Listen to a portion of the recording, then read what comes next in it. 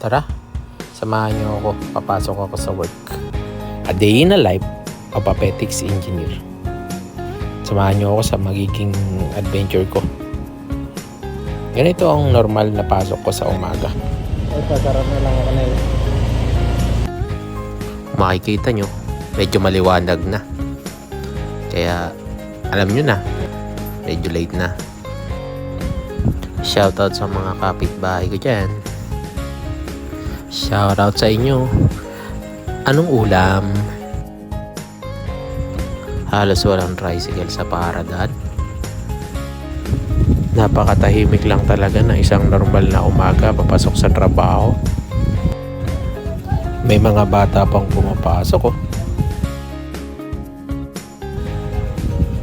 Aral lang kayo ng mabuti, balang araw magbubunga rin yung inyong pagpunyagi. Ganito lang yung payapa naming neighborhood.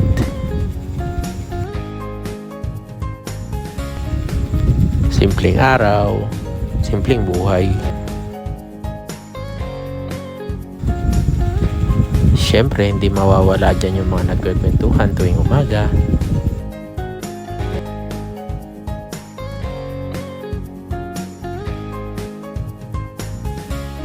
Yung mga nagwo-walking exercise.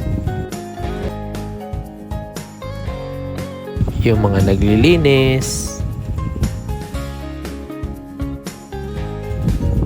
Bagong umaga, bagong pag-asa. Lagi natin yung tatandaan sa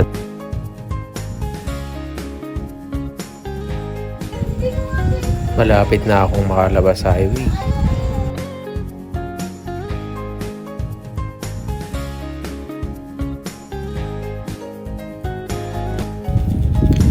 Ito na, malapit na yung basketball court.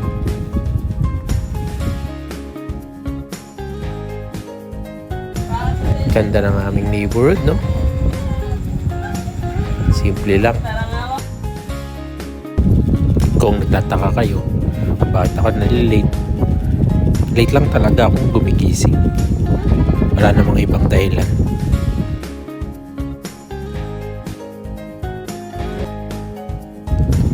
Alam mo na malapit ka na sa highway kasi marami ka nang tricycle na nasasalubong.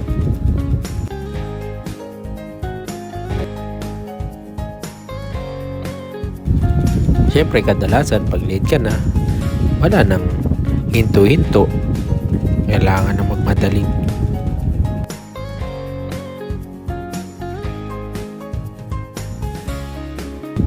Good morning, nanay.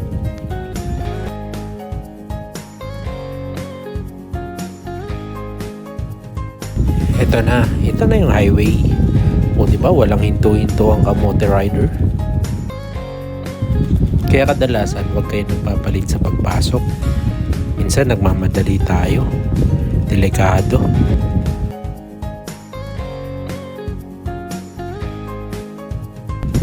Ganda ng puno na to, kaya lang mukhang mag-e-expansion na. Matatanggal na rin tong mga to.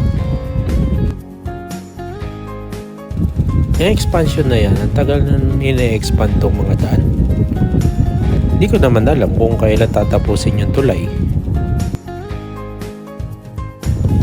Ang dami na nating pinutol para isang project na hindi ko alam kung ano ba bang liwanag.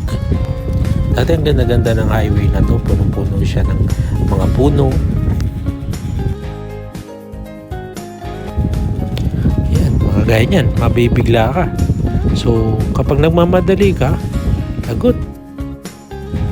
Dapat alam mo sa sarili mo kung ano lang yung kakayanan mo sa pagpapatakbo. Saka ano yung safe.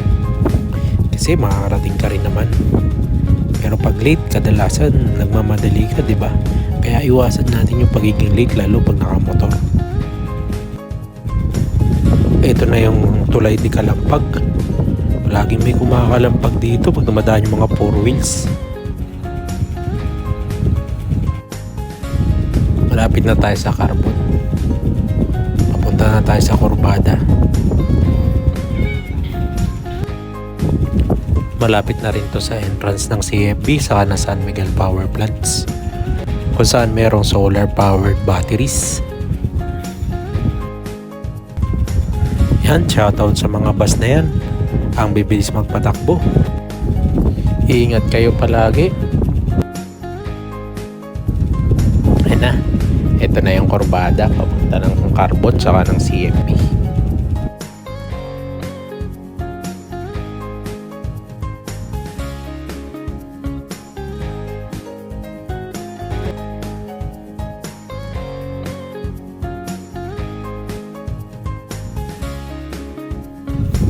Pag may tumatawid dyan, magmiminar ka na.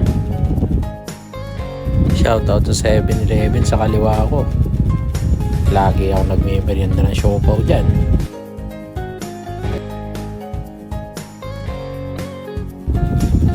Ganda talaga ng bawat umaga, no?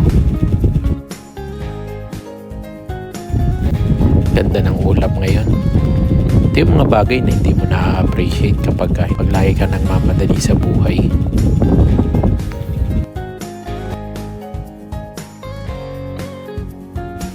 Shoutout sa mga nakakaalala dito sa kaliwa kong Petron Clinic. Namimiss na namin kayo. Marami ding natulungan yung Petron Clinic na yan bago mag-pandemic. Maraming nagpapa-check up, maraming nagpapatingin. Sana mabalik.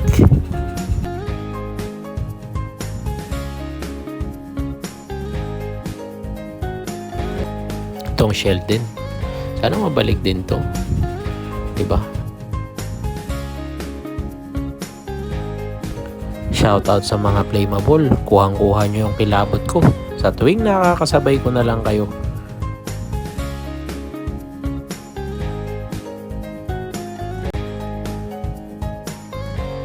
Shoutout sa mga kapanalig natin dyan. Sa aming mga kasamahang kontraktor. Sa mga kasama naming kwartya. Ingat tayo palagi. Lapit na ako pumasok sa trabaho. Ang haba ng oras, no? Nasa 8 minuto rin siguro to. Shoutout sa mga mamang pulis na laging tumutulong dito sa pasukan ng aming trabaho tuwing umaga.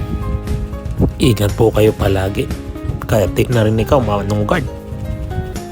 At ikaw na rin, manong taho. Ayun, nandito na ako sa parking. Ganda ng ulap talaga. Grabe yung ulap sa umaga. Kung hindi nyo ito napapansin tuwing umaga, bigyan nyo ng panahon. Paganda. Diba? Salamat sa pagsama nyo sa akin. Sabi ko naman sa inyo, samahan nyo lang ako pumasok eh. Hindi pa sa magtrabaho. Yun. So, dito na tayo. Papark na tayo. And then, magmamadali na tayong pumasok sa trabaho. Yun. Salamat sa pagsama. So, eto na. Dito na ako pupesto. Bye-bye.